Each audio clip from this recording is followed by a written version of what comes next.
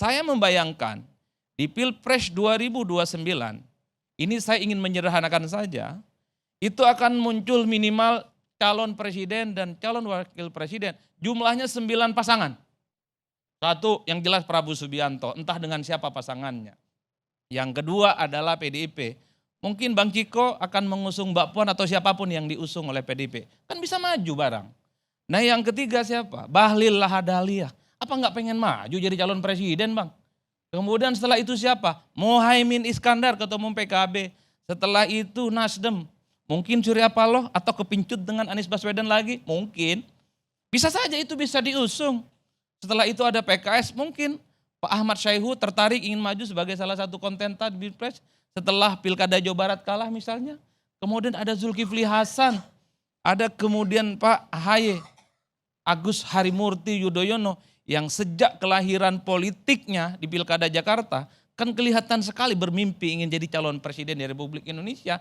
Ini kan kemewahan yang gak gampang. Bukan hanya berterima kasih ke adik-adik kita mahasiswa UIN, sahabat UIN Jakarta itu Bang.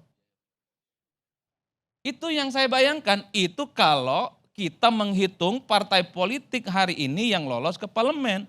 Kalau nanti di 2029 ada partai-partai politik yang lain lolos verifikasi faktual dan administrasi, jadi peserta pemilu, kesempatan bertambah peserta pilpresnya itu akan luar biasa.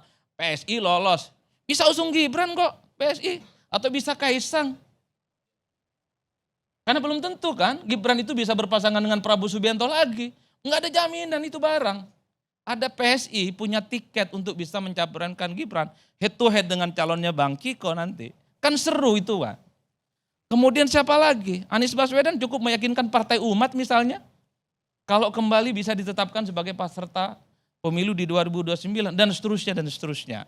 Itu kalau kita membaca kalkulasi politik soal kira-kira berapa banyak jumlah partai politik yang akan mengusungkan soal kandidat di Pilpres nantinya 2009 ataupun di masa-masa yang akan datang.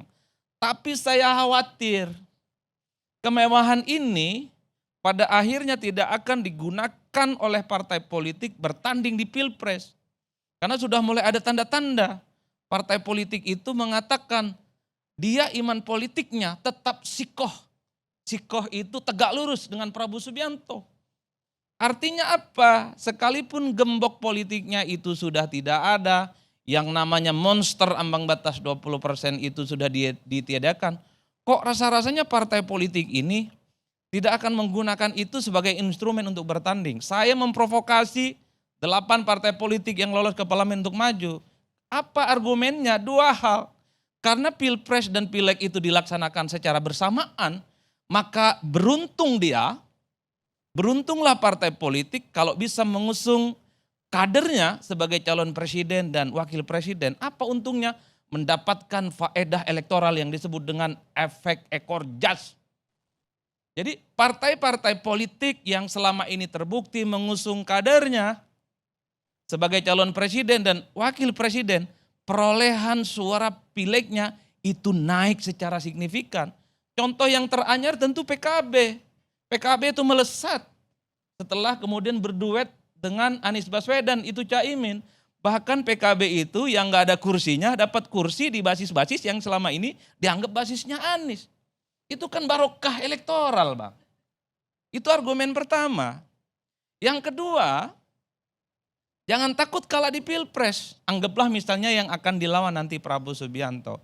Karena di kita ada kecenderungan yang kalah pemilu itu dirangkul jadi menteri Bang. Belum kecenderungan baru kali ini. Sejak SBY, Jokowi dan Prabowo Subianto, partai-partai politik yang kalah itu dirangkul. Belum saya nemu presiden di Republik ini dipilih secara langsung oleh rakyat. Dia menang Pilpres tidak merangkul partai-partai yang kalah. Itu hukum alam di negara kita itu. Lalu untuk apa takut nggak maju Bang? Itulah yang saya sebutkan 2 keuntungan besar yang saya kira dimiliki oleh partai politik. Khususnya 8 partai politik yang saat ini lolos ke parlemen untuk mendapatkan barokah elektoral kalau berkompetisi.